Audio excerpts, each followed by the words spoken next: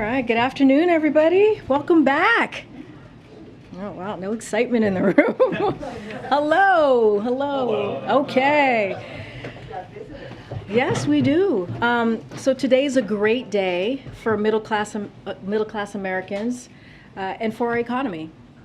And we are really excited to have Domestic Policy Advisor, Ambassador Susan Rice, and Deputy Director of the National Economic Council, Bharat Ramamurti. Sorry, Bharat, I always do this, and I apologize. I know, it's not the first time. So they're here with us today. Ambassador Rice will discuss the President's announcement today, as you just heard him in the Roosevelt Room. Some of you were in there, or your colleagues were, to provide what we did today, the announcement that he did today, to provide breathing room to student loan borrowers. And then she and Bharat will take some questions. They have about 15 minutes, so just giving you a heads up, they do have to leave to go to another meeting. With that, I will give it to Ambassador Rice to take it over. Thank you, Karine. Good afternoon, everyone. Good afternoon. As you heard from President Biden a few minutes ago, the administration is taking a number of important steps to provide student loan borrowers with relief and improve the student loan system in ways that will help low and middle income students both now and in the future. This comprehensive plan does not just deliver on the President's campaign commitment to provide student debt relief. It exceeds that promise, including by making changes that will benefit students for years to come. First, the administration is extending the current pause on student loan repayments one final time until December 31st of this year. Second, the Department of Education is providing up to $20,000 in debt cancellation to Pell Grant recipients with loans held by the Department of Education, and $10,000 in debt cancellation to non-Pell Grant recipients. This relief is targeted. It will only go to borrowers whose income is less than $125,000 for an individual or $250,000 for a household, meaning that the relief will go to those who need it most. Third, the administration is proposing critical reforms to the income-driven repayment plan that will ensure that current and future borrowers will have much smaller and more manageable monthly payments. This new plan protects more low-income borrowers from making any payments and caps monthly payments for undergraduate loans at 5% of a borrower's discretionary income, meaning after essentials like rent and food. That is half the rate that people currently pay today. And borrowers making roughly the equivalent of $15, the minimum wage, where that applies, won't have to make any payments at all under this plan. These changes will reduce the average annual student loan repayment by $1,000 a year. Fourth, thanks to temporary changes that the Department of Education has made to the Public Service Loan Forgiveness Program, if you have worked in public service, for example, as a teacher, a government employee, a military service member, for 10 years, even if those years were not consecutive, you are eligible to have all of your federal student loans canceled. The Department of Education is working to make these changes permanent. But in the meantime, more than 175,000 people just in the last year have taken advantage of these temporary changes and have had more than $10 billion in loans forgiven. So my message to everybody today is, if you currently or previously have worked in public service, go now to pslf.gov to take advantage of this program, but you must do so before October 31st. Finally, the Department of Education is announcing new actions to hold accountable colleges that have contributed to the student debt crisis, including by publishing an annual watch list of the programs with the worst debt levels in the country and requesting improvement plans from the worst actors. These actions build on steps the President has already taken to reduce the need to borrow, including by signing the largest increase to the maximum Pell Grant in over a decade, and providing nearly $40 billion to colleges and universities through the American Rescue Plan, much of which was used for emergency student financial aid. The President will continue fighting to double the maximum Pell Grant and to make community colleges universally free. This is, as I said, a comprehensive plan that will provide meaningful relief to millions of Americans, both now and in the future. Targeting this relief to those who need it the most means that 90% of the relief dollars, 90% of the relief dollars will go to those individuals earning less than $75,000 a year. And no individual or couple in the top 5% of incomes in the United States will receive a penny of relief. Of the 43 million eligible borrowers, more than 60%, or 27 million individuals, are Pell Grant recipients who are eligible to receive up to $20,000 in debt cancellation, over 60%. Among Black borrowers, for example, 71% receive Pell Grants. So today's announcement will have a significant impact on people who have been disproportionately impacted by student debt. Nearly 2/3 of individuals, all debtors, will have half or more of their total debt wiped out, including the 20 million borrowers who will have their debt completely eliminated. That's 45% of the total. 20 million borrowers will have their debt completely eliminated. 2/3 will have half or more eliminated. The actions we are announcing today are going to be good for our economy. We are on track to cut the federal deficit by more than $1.7 trillion this year, the single largest deficit reduction ever. And numerous experts affirm that restarting paused loan repayments at around the same time as we provide targeted debt relief will not have any meaningful effect on inflation. Finally, this action will ease the financial burden on millions of Americans and provide them with greater economic security to buy a house, start a family, open a business, or save for retirement. And that is good for all Americans. The President has always promised that he will build an economy from the bottom up and the middle out. Today's announcement is just one more step we're taking to make that a reality. Thank you. Okay. Right now. All right, Bharat. Come on. All right, so we have about 15 minutes, as I just stated. April, go ahead. Ambassador Rice, I have 3 questions, if you will. One, what made the president move off of that 10,000 he was so adamant on to 20,000, as Chuck Schumer and the rest on Capitol Hill, Elizabeth Warren, Ayanna Pressley were calling for 50,000. Also, when it comes to Pell Grants, your mother was known as the mother of the Pell Grant system. President Biden just said himself that 80% of the monies helped students, and now that money's is dropped down to 30% when it comes to Pell Grant. Are you doing anything to bolster the Pell Grant system as you're trying to relieve this student loan debt? And lastly, Whoa. Why don't we take one at a time, okay? All right, first of all, let's talk about the Pell Grant. Pell Grant is 50 years old this year. When the Pell Grant was established, it covered 80% of the cost of a 4-year public institution. Today, it's now 30%. That's because costs of college have gone up and the relative size of the Pell Grant has gone down.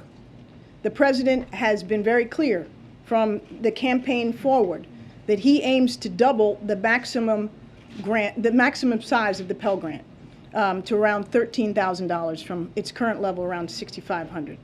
He has, in his budget requests, asked for incremental increases to get to that doubling, and his FY23 budget request does that as well.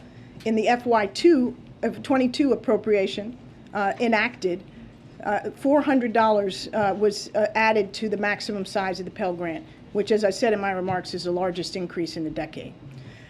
With respect to the President's posture on this, he's been clear from the campaign that he was prepared to relieve up to $10,000 in broad-based cancellation. He has listened and consulted and studied as in partnership with the Department of Education, which obviously has the lead on this, as to what is the best approach.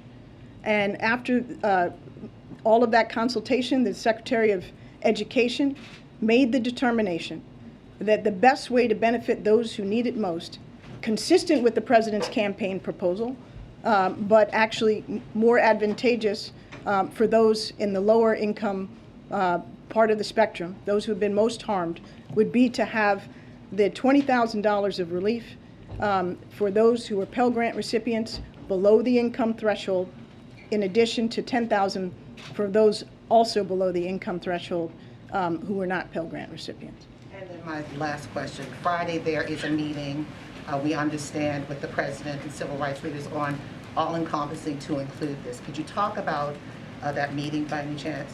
No, I can't preview a meeting that hasn't So it is happening, happened. though. I can't confirm that. Okay, go ahead, Cecilia.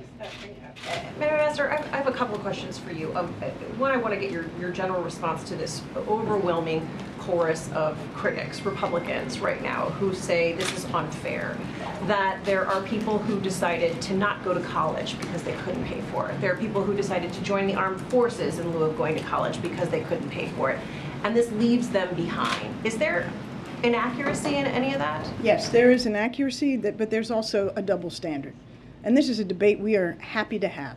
First of all, Republicans didn't complain when certain small businesses during the pandemic got extraordinary financial relief and without having to pay back those loans. But when some businesses needed it and other businesses didn't need it. This is the same principle. We have a country where we all benefit, where the middle and working class are doing well. This relief will be targeted to those who need it most. As I said, 90% of those who will benefit earn less than $75,000 a year. So this is not a giveaway to rich people. This is not any of the things that Republican critics have charged. Yes, those who have paid their loans back deserve to be credited. That's fantastic. That's to their credit. But that doesn't mean that those who are, for whatever reason, unable to pay back their loans, like 1/3 of people have debt and no college degree. That doesn't mean that because some were able to do so, nobody should help those who weren't. By that logic, we wouldn't help anybody in this country. How much will this cost? How much will Americans have to pay on this price tag overall? Well, that remains to be determined, and it will be a function of what percentage of eligible borrowers actually take up this opportunity. $300 billion? We'll see when they take up the opportunity. We'll be able to give you a much better sense But are of those that. numbers ballpark at this point? I think it depends on the numbers. Unfortunately, and we're here to encourage as many people to take it up as possible. If 43 million borrowers take it up, that'll be different than if 50% of those 43 million take it up. If it is 43 million, if I could just follow on, if the full number of eligible borrowers do take advantage of the program, what would the cost be? I can't give you that off the top of my head. And just, Wait. sorry. I thought you were running this. I know. She slipped in on me. You're right, Ambassador. Go ahead in the back. Go ahead. Yes, thank you. Can you talk about sort of the timeline here from sort of when this now becomes available to borrowers and sort of how long they may have, and I guess the sort, because I know the President talked about you have to apply for this. This isn't going to be automatic, right? So I mean, people may not even know necessarily if they're eligible, right? Okay, so this is a great question. Thank you for asking. First of all, anybody can go today to studentaid.gov and provide their email address, and they will be notified when the website is available for people to fill out a very simple, short form attesting to their income and become eligible. Having said that as well, down the road, it is likely that as many as 8 million Americans are automatically eligible because the Department of Education already has their income information because they filled out a financial aid form, for example.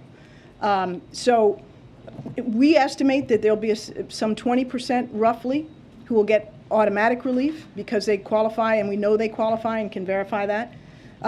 Then subsequently over the coming weeks, but in advance of the the pause expiring one final time, there will be the capacity for people to go to a Department of Education website and do the quick short form attestation and become eligible.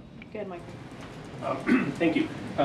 Just a couple of quick technical questions. Can you talk a little bit about the legal authority on which this program is based? And is there a worry that colleges will not now be incentivized to simply raise tuition rates, since they know, both because of the cancellation but also because of the reduction in the maximum payment that people will have to pay going forward, that should provide a buffer for colleges to just raise tuition because they know that more students will be able to afford the higher cost because the maximum will be capped. And just one last thing is, Wait a minute. Wait, hold okay. up. Do me. See, now you've already made me forget the first one. The first one was the legal authority. Okay. Congress gave the Secretary of Education in the HEROES Act the authority to do this.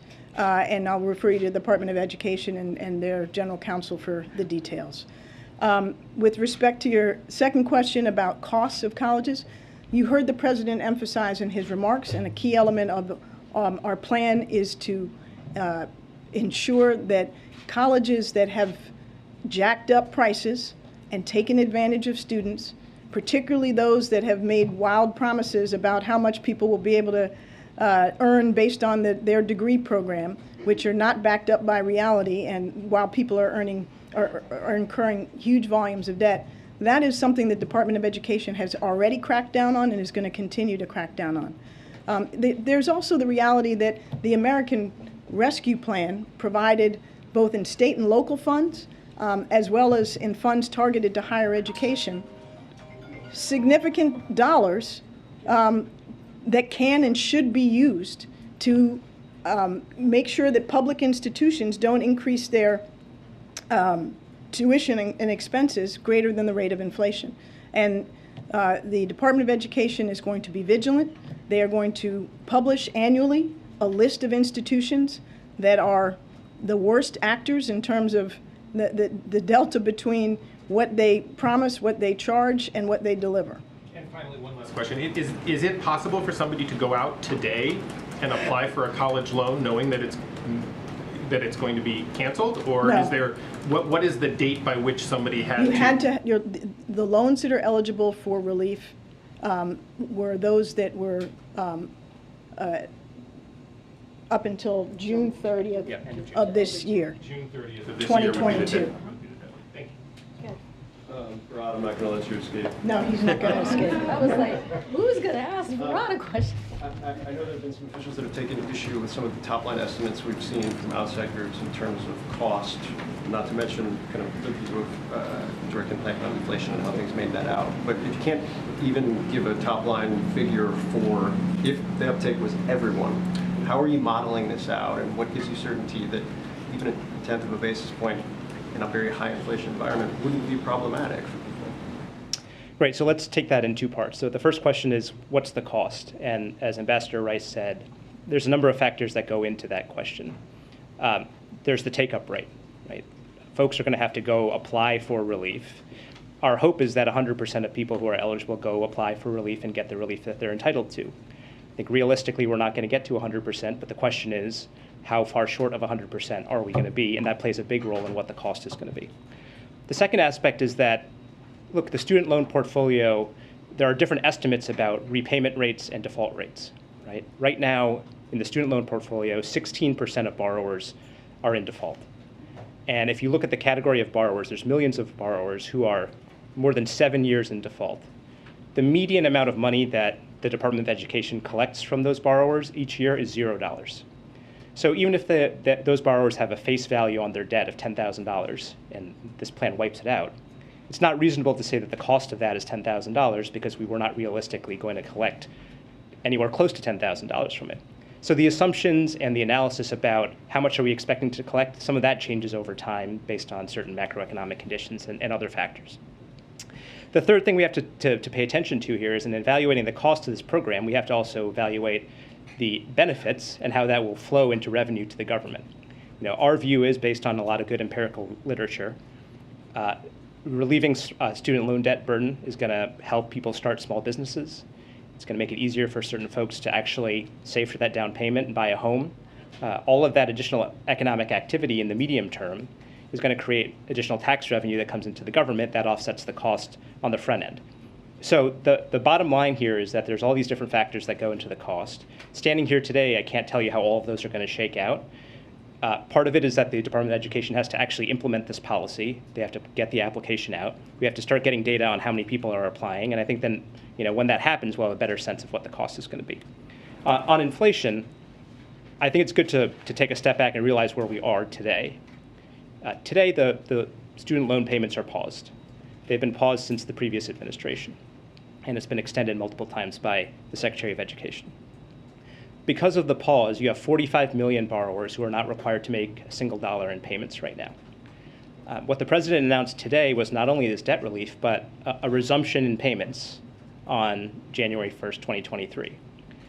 When you resume payments, what that means is that millions of borrowers are going to start making payments that come into the federal government. It's going to be billions of dollars a month in payments coming into the federal government. At the same time, of course, there is going to be relief going out to people. And our view is that those two things, the relief going out to people and the money coming in from Restart, largely offset each other. And we're not alone in thinking that. A number of independent experts who've weighed in on this topic today have said the exact same thing. Mark Zandi at Moody's said that, Mike Konzel at the Roosevelt Institute, and others that we can point you to. So our view is that these two will largely offset one another. And in fact, according to some independent experts, it could actually be deflationary given all the money that's coming in after payments resume. Can I just really quickly though, how are you modeling assumptions about repayment when the same macro effects in terms of whether or not people are going to be prepared to repay, whether they're going to be repaying immediately when it actually happens? Like, how can you make that assumption if you can't make assumptions about even the uptake of the program? Well, I can tell you, in the pre-pandemic, pre-pause era, each month the Department of Education would collect about $6 billion worth of payments from borrowers. During the pause, believe it or not, a number of people are actually making payments voluntarily. And so we're actually collecting about $2 billion in payments. So that delta between what we would normally collect and what we're collecting now is about $4 billion a month. When we restart, the assumption would be that we would, roughly speaking, these are estimates, start collecting that $4 billion again, with a bit of a discount, because obviously certain borrowers are going to get relief, including some borrowers who are going to have their loans completely wiped out. But the main thing we have to understand here is that today we are collecting $2 billion a month in voluntary payments, and after the restart happens, we are going to be collecting something significantly above $2 billion a month from borrowers.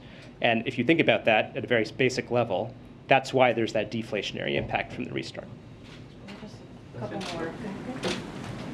Just to follow up on the legal authority, I know you said that we should check with the Department of Education, but in terms of at least the way the administration has talked about it, you've touted the economy and how it's doing much better under the president's management of the pandemic. So how does that align with then using legal authority citing pandemic emergency? Yeah. I used to be a lawyer, but I'm not a lawyer anymore, so I don't want to venture out onto getting deep into the legal authority here. And I would refer you to the Department of Justice Office of Legal Counsel and also to the Department of Education Office of General Counsel. But I will make the point that there is a concern that when payments resume in January, that's going to lead to an increase in financial distress among borrowers. And so, for example, if you look at, there's a small subset of borrowers for particular reasons who are not subject to the payment pause. So they've been having to make their payments throughout the pandemic. And what you've seen is that those borrowers are in more financial distress. They've been having a harder time making payments on other debts that they owe and so on. So the concern is that when you restart payments, are a subset of borrowers going to end up defaulting on their loans, or are they going to go into delinquency? And so part of what the legal authority is being used to do here in a targeted way is to make sure that those borrowers who are at highest risk of distress after the restart happens, those are the people who are going to get the relief, because the legal authority gives the secretary the ability to make sure that the pandemic and the emergency does not cause a net financial harm to those folks. Okay, two more in the back, and then If you take a closer look at the White House fact sheet that was released, the White House cites a construction worker who makes $38,000 a year as a potential candidate for this student loan relief. You also cite a $77,000 a year earning nurse, and that sounds great, but I'm wondering, why did you structure this policy in a way that would provide up to $40,000 in debt for a married couple making up to $249,000? I mean, why include folks who have gone to post-grad, law school or business school? Is that really bottom up, middle out? Yeah, it is. As we've made clear, nobody in the top 5% of incomes is going to get a single dollar under this proposal. And actually, we have very good data showing that folks even making in that range that we talked about, near the top of the income cutoff, are much more likely to be experiencing distress after repayment starts. There's good data on it. And look, again, as Ambassador Rice said, we welcome having this debate. If you look at this chart, you can see that 87% of the dollars overall are going to people making under $75,000 a year. And $0% are going to anybody making over $125,000 in individual income. And just because I've seen some criticism from Republicans on this today, it's instructive to compare that to what the Republican tax bill did in 2017. It's basically the reverse. 15% of the benefits went to people making under $75,000 a year, and 85% went to people making over $75,000 a year. And if you zoom in even more on that, people making over $250,000 a year got nearly half of the benefits of the GOP tax bill and are getting $0 under our bill. So we think that this is a classic example of what the president talks about in middle up economics. It's going to families that really need it. And the vast majority of it is going to people making under $75,000 a year. Thanks, sir. Last question. So my question is, how did the administration come up with the $20,000 and $10,000 relief number? Was there some kind of calculation into what would be inflationary and what is actually going to make an impact? Yeah. Look, in terms of the Secretary's decision and the President's decision on this, there's a number of factors that go into it. The President's goal was to do something that he thought was fair, responsible, and consistent with his commitment to fiscal responsibility. And the conclusion was that following through on his campaign commitment, doing $10,000 for most borrowers, and then adding this additional $10,000 for Pell recipients, which it should be noted, a couple of facts about Pell recipients. Almost all of them come from families that make under $60,000 a year. Half of them came from families that made under $30,000 a year. And targeting additional money to people who got Pell Grants also reflects the fact that when it comes to repaying your debt, part of what matters is your current income. But a big part of it, too, is how much wealth do you have? What assets can you rely upon? A lot of borrowers can rely upon family wealth to help make some of those payments, especially as they're starting out. Pell Grant recipients, because they come from families with lower wealth, can't rely on that family wealth as much. In fact, many of them, are actually helping members of their family pay their other debts. So we thought this was a fair and equitable thing to do. It was fiscally responsible, and the combination of those factors is why we arrived at this ultimate outcome. Thank you. Thanks, guys. Thank you, Ambassador. Thank you, guys.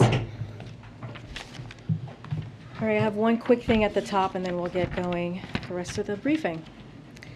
So the last time I stood before you, all here, on August 9th, average national gas prices were $4.03. Today, the average national prices are $3.88. The most common price at gas stations across the country today is $3.49. Prices have come down every single day since the last briefing. In fact, they've come down every single day this summer, over 10 straight weeks. This is the fastest decline in gas prices in over a decade, and it is saving families with 2 cars $120 per month on average. President Biden promised he would address Putin's price hike at the pump, and he has. He's releasing 1 million barrels of oil a day with the Strategic Petroleum Reserve. He brought together international partners to release an unprecedented amount of oil. And under President Biden's leadership, U.S. oil production is up and on track to reach a record high. The president will continue to call on domestic and international oil producers and refiners to increase output so that prices can continue to come down. With that, go ahead, Amr. Thank you. I just wanted to follow up on something that came up in Kirby's gaggle this morning. He said that continue of no damage assessment within the NSC going underway about regarding the documents that were found in the FBI search at Mar-a-Lago. And I guess my question is, why? 'Cause from my understanding, there is an intelligence directive that calls for there to be a damage assessment to be conducted when there's an actual or suspected breach of classified information. I understand not wanting to get involved in the Justice Department's investigation, but why isn't the administration assessing what potential damage may have come from these documents? Look, I'm just going to reiterate what you heard from my colleague. We're just not going to comment on any of the contents of the ongoing independent Justice Department investigation. Again, and you have heard this from me, you've heard this from others. When it comes to that, we would refer you to the Department of Justice on that. I'm respectfully, I'm not asking you to comment on the Justice Department's investigation. I'm asking you whether there is an assessment going on to just understand just what, if any, damage has been done to protect American national security. Yeah, and I am answering your question. When it comes to any underlying materials or any contents of the ongoing investigation, we are just, the independent Department of Justice investigation, we're just not going to comment on it. Follow up on that? And if I may, Utah just filed a lawsuit over the president's decision to reinstate the boundaries of the Bears Ears and Grand Staircase national monuments. So does the administration have any reaction to this lawsuit? No, I'm not going to comment on the lawsuit from here. Okay. Does the Biden White House believe it's ethical to raid the home of the top political opponent? I just wanted to ask about the airstrikes ordered by the president against Iranian-backed groups in Syria yesterday, and what impact, if any, that would have on Iranian nuclear negotiations.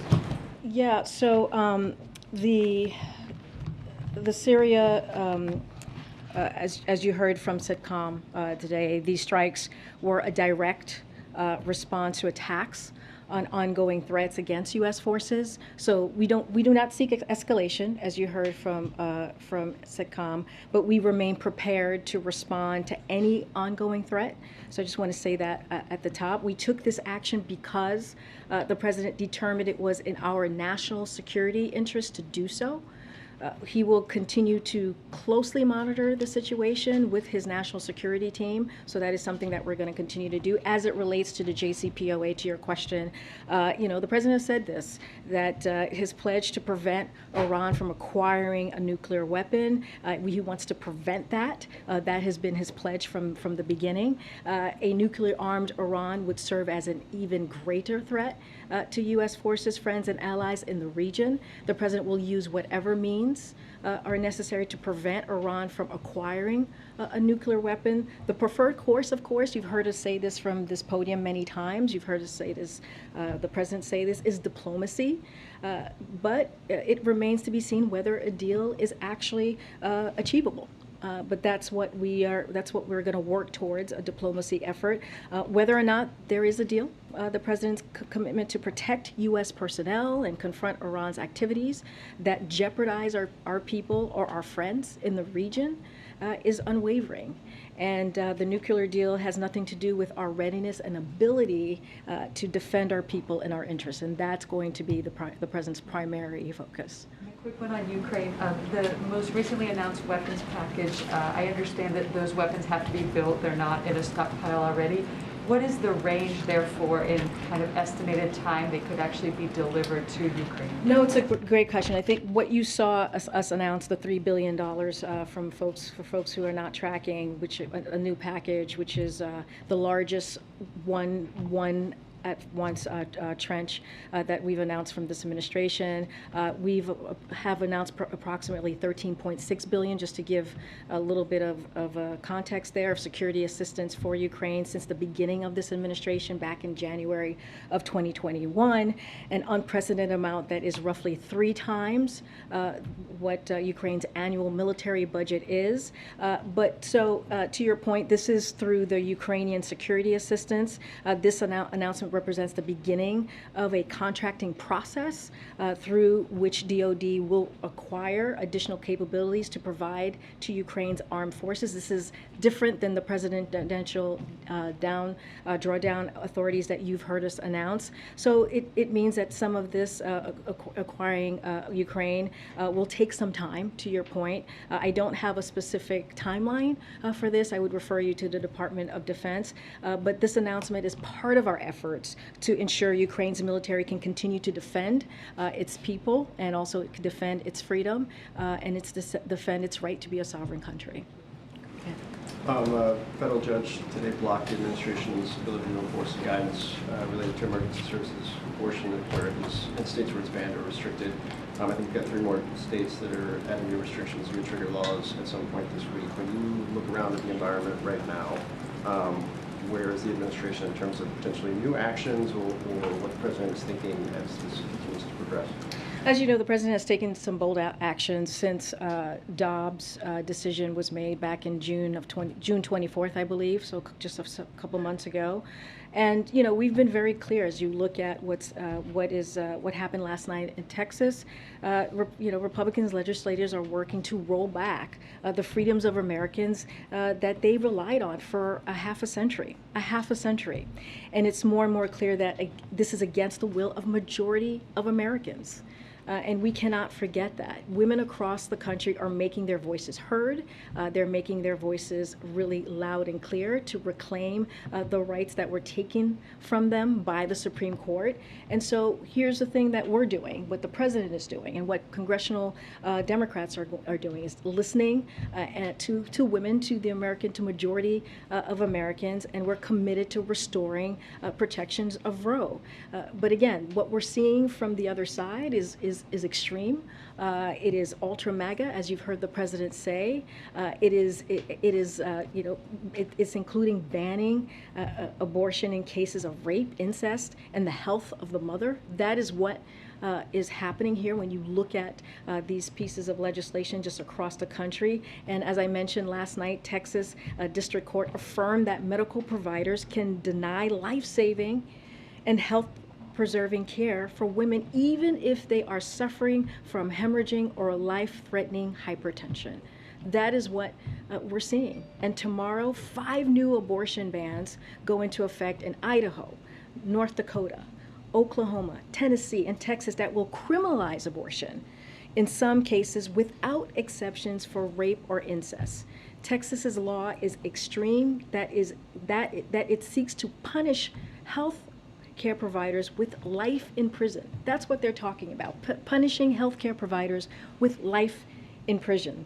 So Americans need to know that these are our fundamental rights that were taken away from us by this Dobbs decision, including the right to contraception and marriage equality, are at risk. Let's not forget what we heard from Judge Thomas when that decision was put down, was announced. That's why people across the country need to make sure that their voices are being heard, and that's what we're going to continue to do. That's what the president is going to do along with congressional Democrats. Okay. Thank you. On student loans, one of my colleagues asked if these measures are likely to raise prices because it makes it easier for some students who are maybe more willing to take on debt if they know they're only going to have to pay a minimum amount or if it's going to be forgiven. And Ambassador Rice said that's something the Department of Education is going to be on the lookout for. So I'm wondering if that's a tacit acknowledgement that yes, these policies could cause tuition rates to rise in the near future even further than they already have. Look, this is something that Ambassador Rice talked about, as you just stated. She was asked this question a couple of times, and she said, we have to see, right? We have to see. This is something that the Department of Education is going to look into, in particular with when you talk about colleges potentially raising prices. That's something that the Department of Education is looking at and is going to crack down on. But it seems like it's something you're preparing for, right? Well, I mean, look, this is something that the Department of Education is aware of. of. This is something that we're monitoring, but it doesn't take away from what this means, from what the president announced today. This is going to help people making less than $125,000. That matters. This is going to help 90% of what the president announced, of this package that the president announced, is going to help Americans, middle-class Americans who are making less than $75,000 a year. This is giving those Americans a little bit of breathing room. Let's not forget what has happened the last couple of years. If you think about the pandemic, if you think about how people are still recovering from the pandemic, we're trying to make sure that people still have a little bit of breathing room, especially as the pause is going to be lifted, as the president announced, as you heard from the ambassador at the end of this year. So we want to make sure, again, that we are focused on the middle class, that we are focused on the economy, helping folks from the bottom up and the middle out. This has been part of the president's economic policy. If you look just across the board, the American Rescue Plan, if you look at the bipartisan infrastructure law, if you look at what we've done these past several weeks with Democrats in Congress, the Inflation Reduction Act, all of this is part of making sure that we don't leave people behind, people who have been left behind for generations. So that's our focus. In the thought process, tackle what you can address now, and if that causes college to be more expensive in the future, that's something you'll address later. Look, this is something that the Department of Education is going to be zero focused on, laser focused on, and make sure that we crack down on those particular issues that particular issue that you just brought up. But again, this is a big deal. What's happening? This is a big deal for so many Americans who go into debt because they're not able because they have to pay these loans. And so this, again, will give them a little bit more of a breathing room, which is something that you hear from the president every time he talks about the economy and what his focus is on. On that note, though, I guess what prevents the cycle of debt from continuing, right? Because there will be students, no doubt, this coming year who are going to take on more loans. And I guess I'm still confused as to how the cycle of debt is really broken. I mean, when you think about, and this was in our fact sheets, which I think is really important to state, is how much relief this will provide to 43 million borrowers, including canceling full remaining balance for roughly 20 million borrowers. Like, that matters. That matters to borrowers and their family. Who are in high school right now going in, it's sort of like no solutions for them. Well, look, I think what you're talking about, the future. Is that what you're talking about? You're talking about, okay.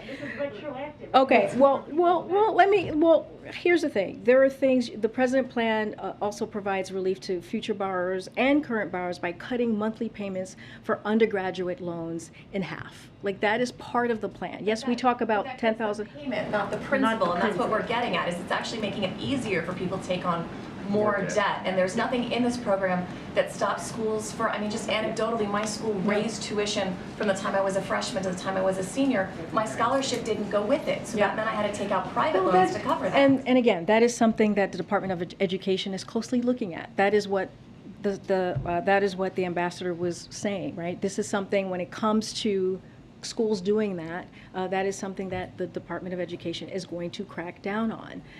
So again, we'll refer you to them. That is clearly something that we are monitoring and is important as well.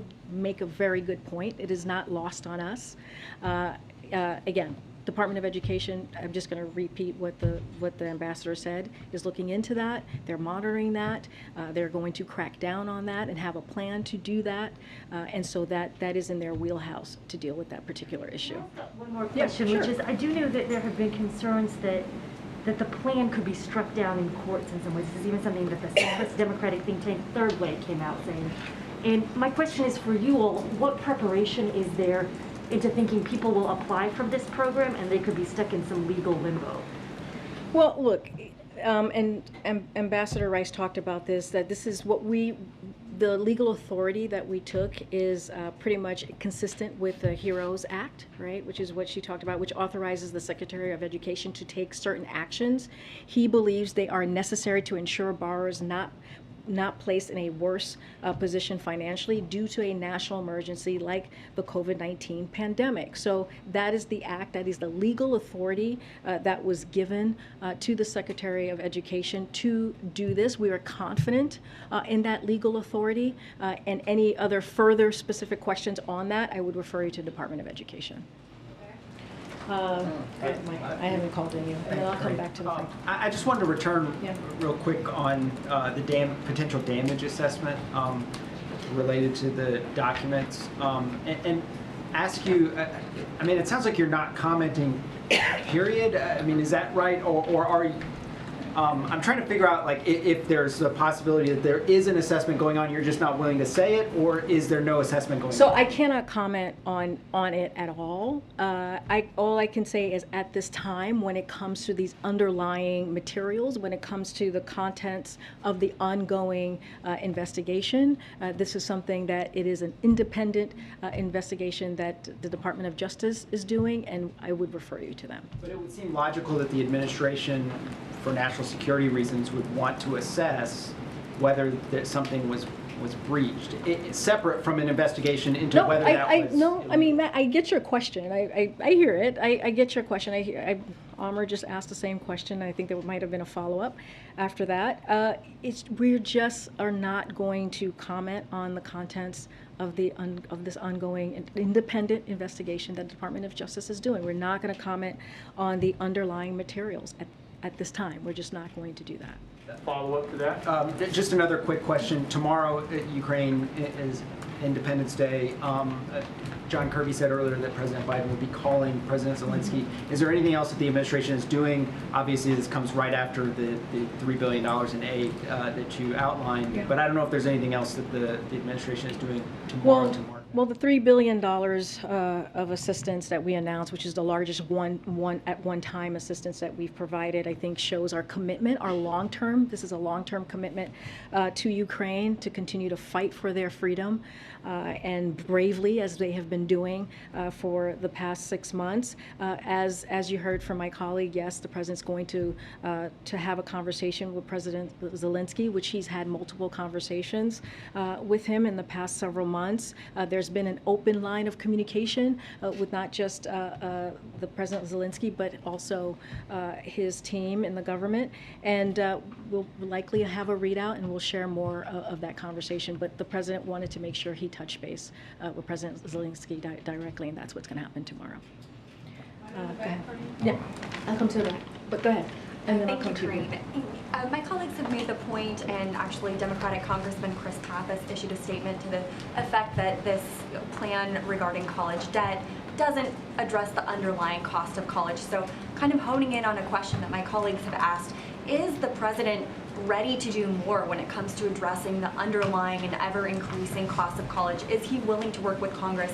Is this something he's going to address more in the future? Well, he's talked about that in the past, right? He's talked about what he wants to make sure that we lower cost, right, of college for students. Look, since 1980, the total cost of both four-year public and four-year private college has nearly tripled, even after accounting for inflation. Federal support has not kept up. Pell Grants once covered nearly 80% of the cost of a four-year public college degree for students from working families, but now only covered a third. The typical undergraduate student with loans now graduates with nearly $25,000 in debt. And so this is something that is going to help deal with that specific issue. Look, the president has taken multiple actions. We're looking at today's actions, but if you think about the $32 billion that he was able to do to give debt relief to more than 1.6 million borrowers, that is something that he has done in this administration. That is historic. That was a historic effort. This is part of it. With the if you think about the pause, how much that has saved Americans who have not had to pay a dollar. You've heard that from his speech today of repayment since he's got into office, which started before this president. This president just continued continued the efforts. So that matters. That is also important. So we just want to make sure that is clear as well. This is going to help millions and millions of people who you think about the Pell Grant that was discussed a moment ago. You can get, if you have a recipient of the Pell Grant and you are a borrower, of course, that goes up to $20,000, and that matters because people who are on the Pell Grant, they come from households that makes less than $60,000. That matters. Half of that are folks in household that makes less than $30,000. So all of these efforts are going to matter. They're going to have an effect. And what you heard from my colleagues who were just here moments ago, they're going to encourage people to take this opportunity to help them with those efforts. I'm just going to move around. Go ahead. Thank you. Okay, I have two questions. In recent months, there have been increasing instances of vandalism of Gandhi statue. Two of them have been in New York, and one of them has been treated as a hate crime. Is the president aware about it? Because both the president and vice president have often quoted Mahatma Gandhi's quotes during their speeches, and they have said they are great fans of Mahatma Gandhi. What is the president's message to them? Because these fringe elements are openly commenting on social media about vandalism of Gandhi statue. So Mahatma Gandhi, as you know, has enduring message of truth and nonviolence, serves as an inspiration. As you said, the president has spoken to this directly and specifically. Any act of vandalism should be condemned in the strongest terms. I'll refer you to the local law enforcement for more on any investigation or actions that may be taken from their point of view. The United States is committed to ensuring the safety of security in Indian and other foreign counterparts. So we are something that we condemned any acts of violence. You've heard us say this many times before from this podium. And again, Mahatma Gandhi is an inspiration, and you've heard that directly from the president many times. One more question. In the aftermath of Russian invasion of Ukraine, a lot of people are saying that the India-US relationship is drifting apart. Do you believe that? So I think you asked me about the Indian independence, and we had a pretty strong response to how we see our relationship with India. It's indispensable. We see the partners as indispensable partners, and the U.S.-India strategic partnership is grounded in our shared commitment to the advancement of a free and open Indo-Pacific region. You've heard the president say this: the rule of law and the promotion of human freedom and dignity. We are confident in our relationship. And in the years ahead, we'll continue to stand together to defend the rules-based order, foster greater peace, prosperity, and security for our people, advance a free and open Indo-Pacific, and together address the challenges we face around the world together. So we see this as a commitment, as a continued partnership. Do you have differences with India on the issue of Ukraine? Look, we've been very clear on where we stand with Ukraine, and we just announced a $3 billion additional security assistance to the country to make sure that the people are continuing to fight for their freedom. We have been, it's not just us, you see that with our allies and partners. You see a very unified NATO, and they are unified because of the leadership of this president. You're seeing that NATO is going to expand by 2 more countries. So this shows the strength in the West and how much we have come together in supporting Ukraine. And so we've been very clear on where we stand. It is important to make sure that when a country is fighting for their freedom, fighting for their democracy, for their sovereignty, that we support that. Okay. Thanks, Karine. About the student loans, how can the country afford such a massive handout? Yeah, well, Ambassador Rice said that she's happy to have that discussion. I'm happy to have this discussion as well. Look, if you look at what this president has done, if you look at the end of this coming end of the fiscal year, $1.7 trillion that we have brought down the deficit. That matters. That matters. And if you look at the Inflation Reduction Act, it's going to add another $300 billion. It's going to bring down the deficit again. And you might spend $300 to $900 billion extra. So you can do that and not But here's the thing. deficit? Here's the thing. What we are trying to do here, we are doing this responsibly. You heard directly from the president. This is something that is going to be important for middle-class Americans. When you think about 90% of the folks who are going to actually benefit from this are making $75,000 or less, and you think about what Republicans did just a couple of years ago, they signed off on a $2 trillion tax cut for the wealthy and did not provide any way to pay for that. Who's paying And for that, this? again, here's what we have done. Here's But you're talking a lot here's about how much it might cost, it might not cost. Who is paying for this? what we are saying is the work that this administration has done, the work that the Democrats in Congress has done, is actually there, and you see that the 1.7 trillion deficit deduction that you see is going to benefit us in being able to do something for the middle class, I understand, to but do you can't something just- for the middle class. But when you This forgive- is about doing something for people who make less than $125,000. But- $1.7 trillion. That's what we've been able to do. But when you forgive debt, you're not just disappearing debt. So But- who is paying for but- this? And then I'll give you the second part. We lifted the pause, right? We're going to lift the pause at the end of this year, which is going to matter, right? Which is going to offset a lot of what we're doing as well.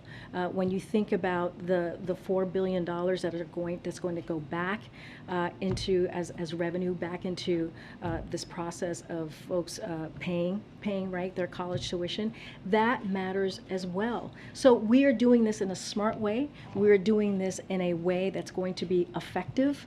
We're doing in this a way that keeps to the president's promise on giving people who need some breathing room, who need some breathing room.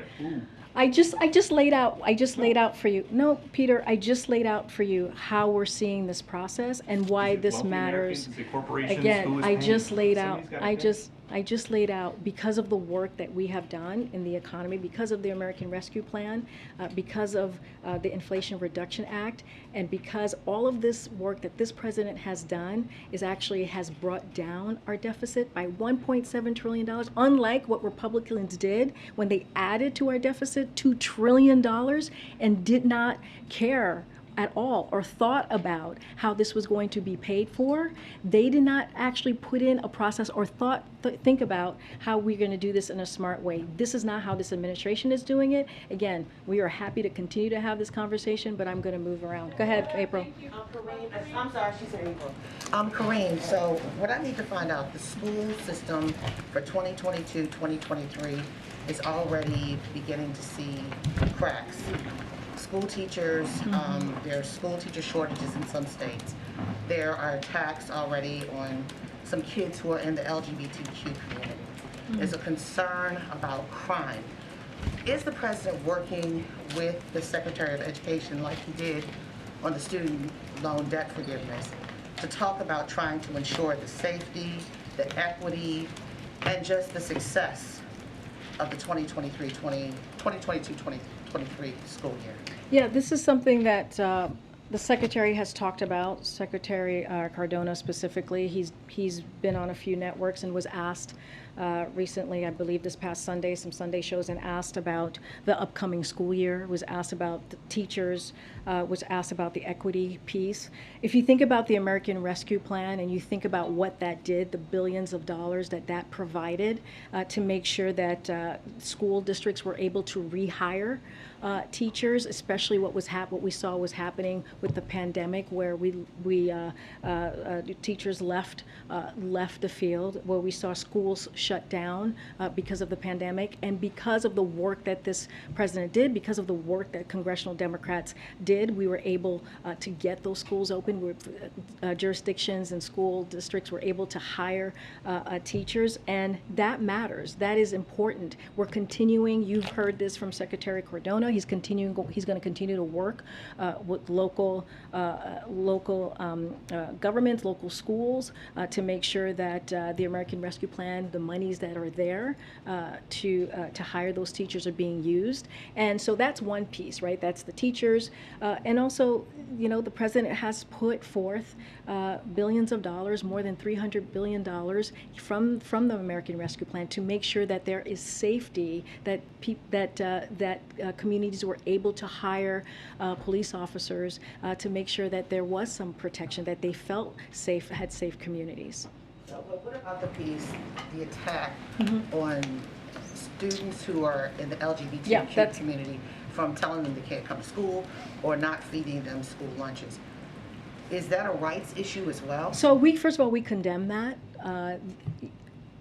You know this president. You know how this president feels about inequities, how he's been very clear about making sure that we protect young people, especially in the LGBTQ community. We have spoken out about that many times. This is something that Secretary Cardona is working with local schools, and he has talked about as well. So this is clearly an issue that we're monitoring. We'll continue to monitor, and we will continue to condemn those types of practices or behavior. I'm going to just go around to people I haven't called on yet. Go ahead, Dan. Hi, Karine. I have two questions. The state of California is scheduled tomorrow to say that you can't buy new gasoline cars starting in 2035. So what is the White House's reaction to that? Do you guys support that?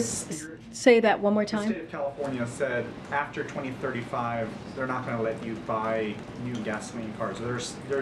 That news is breaking tomorrow. Okay, so I have not seen that report, so I need to actually take a look, talk to our team, so we can provide you a more a clear, a clear response. So I don't want to get ahead of what the team might say on that. What do you say to Jason Furman? He was the chairman of the Council of Economic Advisors during the Obama White House, and he tweeted today. He and Larry Summers were early warning beacons on inflation last year. He tweeted, pouring roughly $500 billion of gasoline on the inflationary fire that is already burning is reckless. Doing it while going beyond one campaign promise and breaking another is even worse. How do you respond to that criticism? You're talking about the student loan. Look, respond to that criticism from your own party. Bharat kind of talked about this. The way we see it is a number of independent experts, from Moody's analysts to the Economic Policy Institute, agree that restarting student loan payments around the same time we provide targeted relief will not have any meaningful effect on inflation. That's because collecting more payments by ending the moratorium will mean borrowers will pull back on spending in other areas. It will have a deflationary effect. That's the way that experts have seen this as well. This will more than outweigh any limited positive wealth effect of targeted debt cancellation. That's why the Economic Policy Institute has said that claim that canceling debt is inflationary is profoundly off base. And the Roosevelt Institute has gone even further to say that a deal that cancels student debt and restarted payments would reduce inflation. Taken together, the actions the president announced today are not only economically responsible, they will provide real benefits to families. So we look at the other independent experts. This is also something to take into account as we talk about inflationary causes. Question? Okay. I'm trying to think. Go ahead. Yeah, Nadia. I'm going to stay on the student loans.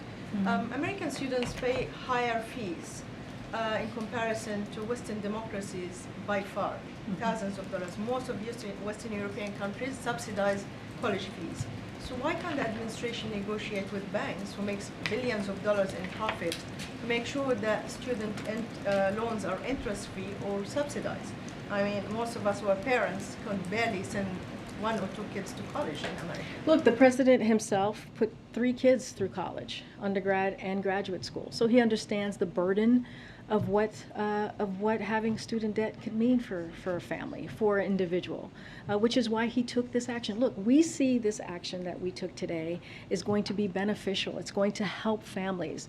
We went through the numbers that 90% of families that it's going to help out that's making less than $75,000 a year. That matters. That is a big percentage of folks that are going to get relief.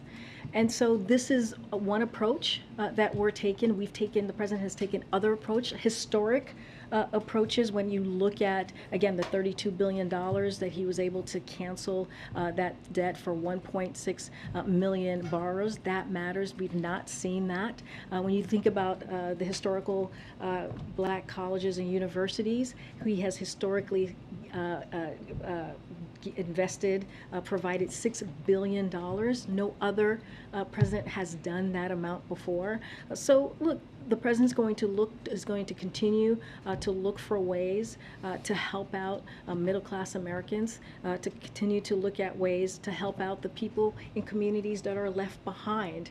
But what we're going to focus on right now is on this particular announcement that were made. We are encouraging Americans out there, folks out there, borrowers, to take advantage of this and to see if they're eligible. And that's going to just be our focus for this time. Thanks.